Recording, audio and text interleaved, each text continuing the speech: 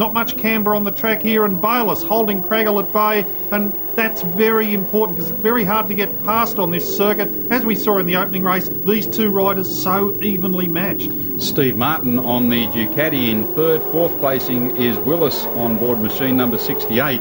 Of course, the teammate of Troy Bayliss on the Ansett Air Freight Suzuki. Down the fastest part of the circuit they go into the northern hairpin. Marty Craggill lining up Troy Bayliss from a move on the inside. Bayliss leaves an opening and Craggill's got the sniff that he needs of victory here. There's only 2 points in the championship, 5 points difference between first and second placing. So either way, it comes down to the wire, as you mentioned, Ken Wootton. Whoever wins this race between these two will take out the coveted title of the 1997 Shell Advance Australian Superbike champion. And what a way to do it with a victory in the final leg. And Steve Martin really taking it up to these two out in front. Steve Martin on bike number 5. He swapped from the privateer Melbourne Suzuki team earlier in the year, or I suppose you could say he was actually poached by the Ducati dealer team. He's jumped into a distributor-backed team. He's got a lap record at Phillip Island for the Superbikes. He's put this Ducati around the Mallala circuit quicker than a Ducati has ever lapped this circuit before. So Steve Martin in form on his home circuit and hoping to mix it with these two championship contenders out front. Let's look at that all-important first lap move. Troy Bayliss will be kicking himself for leaving that gap.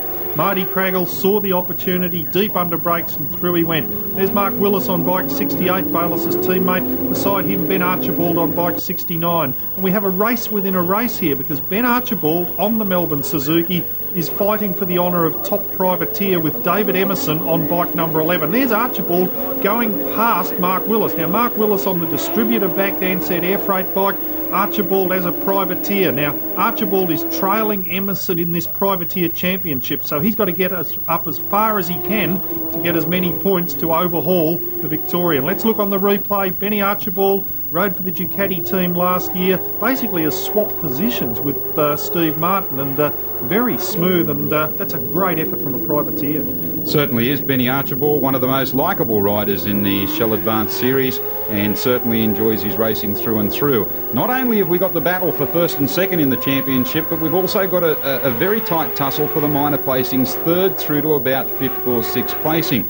Third placing on the race circuit at the moment is Steve Martin, just ahead of our race leader's teammate, of course, being Damon Buckmaster. So there's not much difference in the points, right down through to sixth placing here, but the all-important championship is being sorted out where it should be, and that is at the head of the field at the moment. Bayliss has made up a little bit of room on the Suzuki of the Kawasaki, of course, of our race leader as they head out of the S's and onto the start-finish straight yet again to unravel another lap here at Mallala. And Marty Craggill, well, he's certainly got the mad eyes on there, and well and truly as he focused, wanting to get to the checkered flag ahead of his arch-rival and good friend, of course, back in second placing, Troy Bayliss. This is a real pressure cooker situation. Craggill is leading, but it's very hard out there. He knows he's got the Suzuki right behind him, and he doesn't want to leave a gap or make a mistake. We saw what happened on the opening lap when Bayliss did that.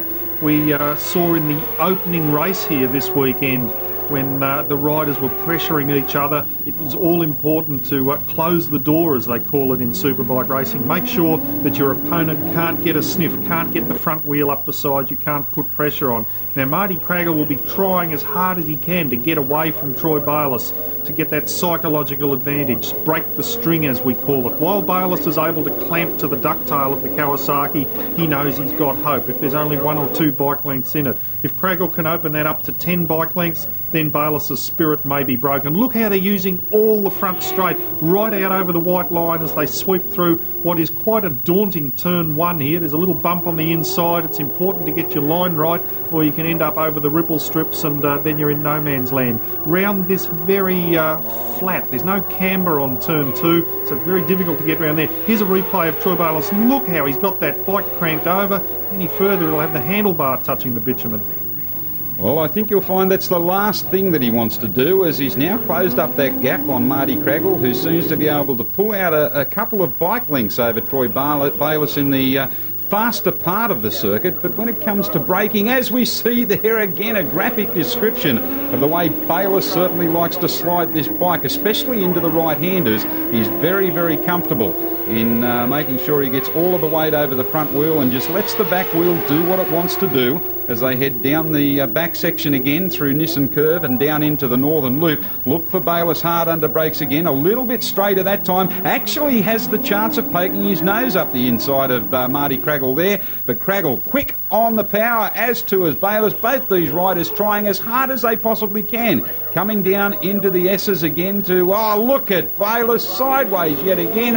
As I've said before, you'd be forgiven, Ken Wootton, for thinking that this was a dirt track meeting instead of a road race meeting, the way these riders are simply throwing the bikes around under brakes. That's an amazing exhibition of bike control. Firstly, as he was getting the power on coming around that left-hander, and look how out of line he is, the big black line that he's left on the track, and to be able to keep that bike under some sort of control. What it's done though, it's opened the gap by 3 or 4 bike lengths. Now, whether Bayliss is good enough to peg that back, we'll just have to wait and see. But he had been gaining on Craggill by maybe 0.1, 0.2 of a second per lap. Because of that mistake, the gap's opened up again. Now, this is the part of the circuit where Marty Craggill is faster. It's out of the pit hairpin. He gets the power on earlier and he's able to carry that speed all the way along the side straight. The Suzuki is ultimately the faster bike. It does have more horsepower than the Kawasaki, around about 5 more horsepower. Look at Troy Bayliss. He is riding on the ragged edge. He's got an Australian Championship at stake. We heard in the interview before, he said it was going to go right down to the wire. He was going to give it his best shot. They come through to start the final lap. I can't pick a winner from here, Lance Robertson. Well, I think you'll find that Marty Craggill has got the measure of Troy Bayliss, because Bayliss has just got too much to make up, too much ground. Look at that, a perfect example, a great example of rider ability control. And I mean, Troy Bayliss just simply astounds me with the way that he's been able to keep this bike upright as we head into the last half a lap in the last race of the 1997 Shell Advance Australian Superbike Championship. And I think you'll find that Troy Bayliss has just got too much ground to make up as they head down this fast back section and into the northern hairpin. Having said that, look at the ground that Bayliss has made up. He seems that when he keeps the bike straighter heading into that hairpin, he makes up much more ground. But under power on the exit of it, it gets a little bit wriggly and he loses another bike length. Down into the S's for the last time. Bayliss on the outside tries to get all the power down to the ground. A very game manoeuvre, but unfortunately he's left his run far too late, and Marty Craggill is going to take it out in a relative canter. A great exhibition of superbike racing. Craggill, I reckon he's cracked a smile underneath that visor, Ken Wootton. Well, he's got the better of Troy Bayliss by 0.49 of a second. Troy Bayliss, great sportsmanship there, congratulating his arch rival. 12 races throughout Australia in the 1997 Shell Advance Australian Superbike Championship. It's all come down to this final race. 0.49 of a second has decided the championship in favour of that man on screen, Marty Craggill, or is it Kevin Schwantz? But it's a great performance. Craggill, he's showing some emotion. He's up on the pegs, a couple of wheel stands around the circuit. The crowd showing its appreciation. Marty Craggill, that number 2, will be getting ripped off and it will be getting replaced with a number 1. And he's about to show exactly what we've seen at previous rounds. We've seen at the 2+4 series. Marty Craggill, he'll be winning a few fans with that performance. He certainly will, Ken. He loves to smoke him up, especially after a hard-fought victory. He's come from behind in the series to take the championship out ahead of Troy Bayliss, and let's see if he'll do it again up this end of the straight. He's certainly is a crowd pleaser, as our Marty Craggill. He'll probably do another donut here. Yes, he's lining up for it again. He'll smoke him on the straight and make sure that everybody gets a taste of his well-earned victory. Well, plenty of smoke there for everybody to take in. And, of course, Ken Wootton is down trackside waiting to interview both Marty Craggill and Troy Bayliss. We've just witnessed a thrilling finale to the 1997 Shell Advance Australian Superbike Championship, right down to the wire, less than a second deciding that championship, and the victor, Marty Craggill, on the Team Zurich Kawasaki. Marty, you're smiling for the first time this season. No, I smile a lot. It's just that you'd have to be pretty serious to try and get focused. So, you know, I'm happy at the moment, so that's good, and I'd like to thank my team and everyone for getting me up here. It's been a great season. You and Troy have just gone handlebar to handlebar all year. You've obviously got a lot of faith in each other's ability, but the racing's been nothing short of fantastic. Yeah, for sure. I really like racing with Troy because, you know, he's not going to do anything stupid, you know, like some other guys.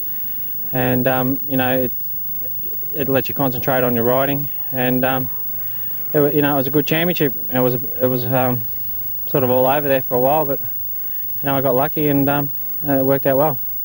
I guess, Troy, you didn't want it to have to go down to the last race like this, and second place, I know you're a little disappointed, but great racing. You fought it out right to the end, and it has been very little between you, so congratulations on a well-done second place.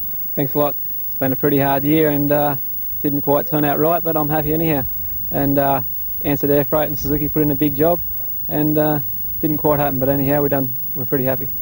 And what do you think of the closeness of racing with Marty? You're quite happy to mix handlebars with him? Yeah, it was a good day. I just couldn't get close enough to have a go at him. He was just too good today. The riders heading out on their victory lap. And with the thanks of Australian Motorcycle News, Ken Wootton is one man who's been following the entire 6 rounds of the series, and he's about ready to recap the results of all the championships. As we've just seen, Marty Craggill, a worthy winner of the Shell Advance Australian Superbike Championship. In the Supersport class, it was Sean Giles on the Mobile Honda that took victory. Our 250cc Grand Prix champion Simon Weeks from Tasmania. In the 125 class, South Aussie teenager William Strugnell. The 250cc production class, a great win there for Matthew Turner from Victoria. And in the sidecars, Vince Messina and Alison Schooler, the combination taking out the 1997 title. We've seen some great racing all the way from Lakeside in the north to Wanneroo in the west. And Lance Robertson, it's been a great 1997 series. It certainly has, and it's all been brought to you by the Shell Advance range of lubricants, which incidentally have been used by the 9 consecutive victors since the inception of the Shell Superbike series in 1989. Well, that completes yet another very successful Shell Advance Australian Road Race Championship that has travelled the length and breadth of Australia. Bob Jane T-Marts are proud to have brought you Speed Week today. Keep safe, and we look forward to your company again very soon.